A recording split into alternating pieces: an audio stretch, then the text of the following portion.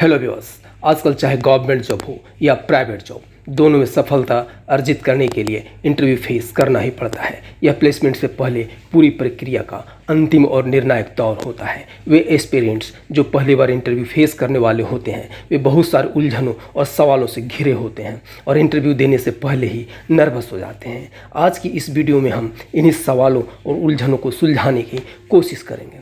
Viewers, कभी कभी ऐसा भी देखने और सुनने को मिलता है कि अपेक्षाकृत कम जानकार उम्मीदवार सफल हो जाता है, जबकि अधिक जानकार उम्मीदवार असफल, और हम इसे उसकी किस्मत मान बैठते हैं, जबकि यह सत्य नहीं है। दरअसल होता यह है कि एक ने अपनी कम जानकारी को ही अच्छी तरह प्रस्तुत कर पाने में सफल हुआ और दूसरे ने अपनी अधिक जानकारी को समुचित ढंग से प्रदर्शित करने में असफल।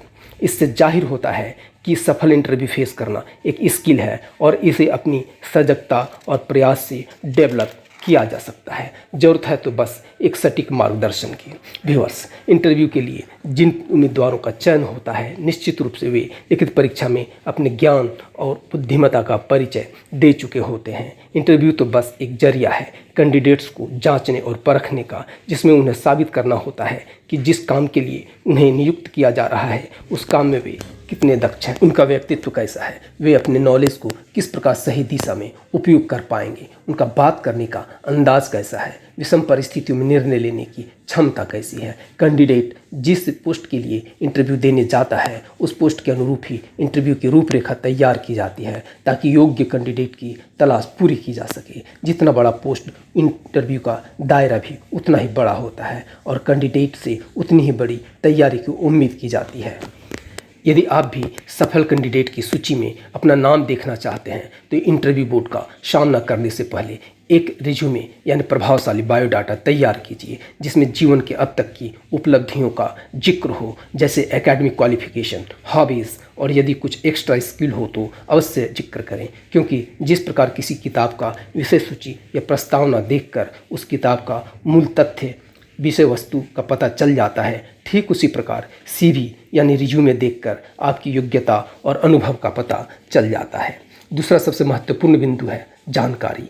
फ्रेंड्स, जिस पोस्ट के लिए आपका सिलेक्शन होना है उस पोस्ट की गरिमा, दायित्व और कार्य की पूरी जानकारी होनी चाहिए। यदि इंटरव्यू किसी कंपनी के लिए होना है तो यह और भी महत्वपूर्ण हो जाता है, क्योंकि कंपनी का उद्देश्य आपको जॉब देना नहीं है, बल्कि अपने कार्य के अनुरूप योग्यतम कैंडिडेट की तलाश पूरी करना है।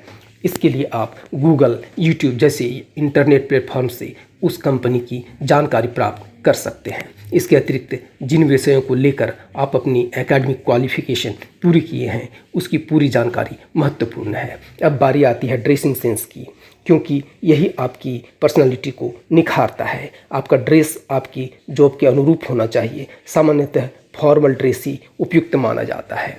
ड्रेस आपका भड़कीला ना हो तो ही अच्छा। हेयर स्टाइल बहुत कुछ बयां करता है। बाल बड़े ना हो और ना ही बहुत छोटे। हेयर स्टाइल सोबर और सिंपल होना चाहिए।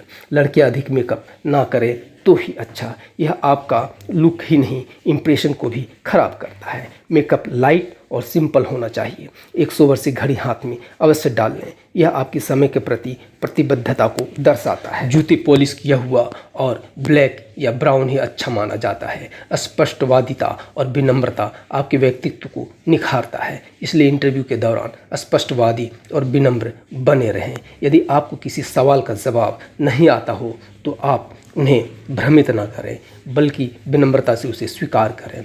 इंटरव्यू के क्रम में प्रश्न पूछते समय बीच में बोले नहीं, प्रश्न को ध्यान से सुने और सटीक उत्तर देने का प्रयास करें। शब्दों का चयन कम लेकिन प्रभावशाली होना चाहिए। घबराहट को अपने ऊपर हावी ना होने दें। चेहरा पर हमेशा मुस्कुराहट सजाए रखें। इस क्रम में बड़पोलेपन का शिकार ना हो और ना ओवर स्मार्ट बनने की कोशिश करें। जाहिर सी बात है, स्पष्टवादिता, विनम्रता, व्यवहार कुशलता और ज्ञान को सहजता से प्रस्तुत कर पाने की क्षमता ही सफलता का मूल मंत्र है।